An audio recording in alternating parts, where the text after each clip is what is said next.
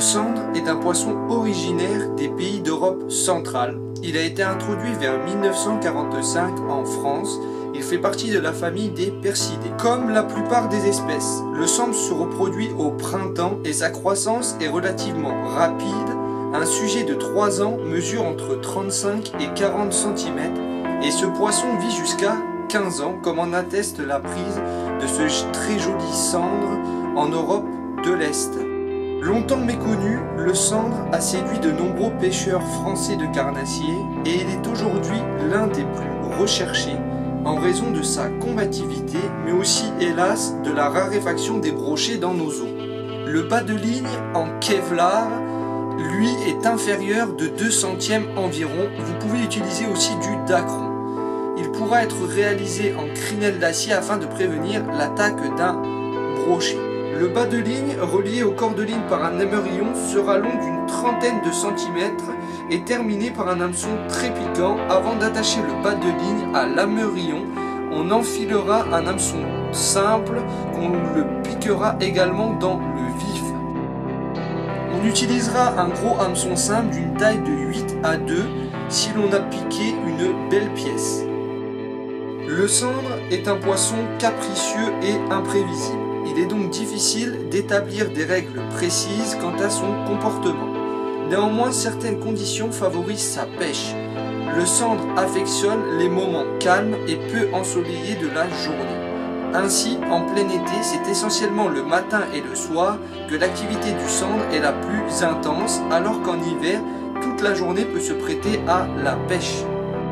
Néanmoins, le sandre étant un chasseur, on distingue dans tous les plans d'eau 3 sortes de postes, les postes de chasse, les postes de tenue et les postes d'affût. En rivière, le sandre se tient près des sources de nourriture et à l'abri de courants. Ces postes de chasse sont souvent proches des arbres ou au-dessus des plages de sable ou de galets.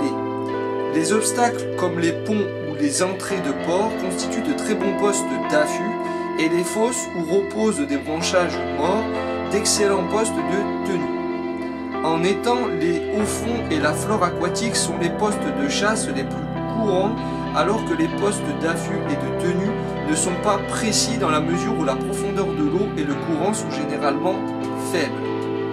Le corps de ligne sera compris entre 18 et 20 centièmes si le plan d'eau est calme et dégagé, et entre 24 et 28 centièmes s'il est encombré. Une batterie de 3 cannes est amplement suffisante et vous permettra de couvrir une large zone de pêche, même si le plan d'eau est fort étendu. Il est préférable de se munir d'un moulinet équipé d'un frein très progressif pouvant contenir une centaine de mètres de 28 centièmes. La touche du sandre est souvent violente, néanmoins il arrive qu'elle se fasse discrète. Elle se traduit généralement par quelques mouvements anormaux du flotteur causés par l'agitation du vif, puis par son enfoncement. Au vif à la plombée, on pêche en général très loin. Il faut donc utiliser un anti-emmêleur rigide d'une quarantaine de centimètres enfilé sur le nylon issu du moulinet. La plombée, généralement un trilobe de 50 grammes, sera fixé sur cet emmêleur. Un matériel léger suffira amplement à la pratique des différentes techniques employées pour la pêche du sandre. Enfin, si l'on souhaite effectuer de très longs lancers, on peut attacher le bas de ligne à l'anti-emmêleur à l'aide du fil soluble. En ce qui concerne la pêche au vif plombé du sandre, tous les poissonnets entre 5 et 12 cm conviennent à la pêche au sandre.